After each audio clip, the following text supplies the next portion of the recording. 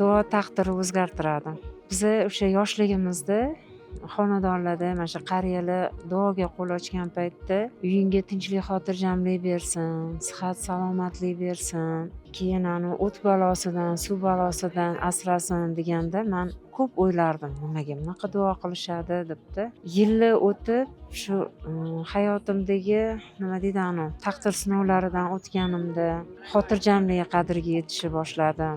Sinovlardan o'tganimda sabrni o'rgandim. Endi hech kimni uyida kasal bo'lmasin. Avvalambor shu xonadonida kasali bor odamlar agar ayniqsa u davolanmaydigan kasal bo'lsa, qo'lidan hech narsa kelmaydi-da. U odamlarga og'irligini, necha oylik og'irligini men tushunaman-da. Yana shu rahbarlarimning gapiga qaytaman. Shahlo xolamga ayting, duo qilib qo'ysinlar dedilar-da. Mana shu duo qilib qo'ysinlar, duo oling deb gapirgan gaplarini ham ma'nolarini mana endi tushunishni boshladim-da. Duo pulga sotib ololmaysizda bu narsani. Tем более yaqinlaringiz duosi. Ota onasi bor odamlarni ikkita qanoti bo'ladi-da. Ularni duosi men bolalarimga hazillashaman, shogirdlarimga hazillashaman.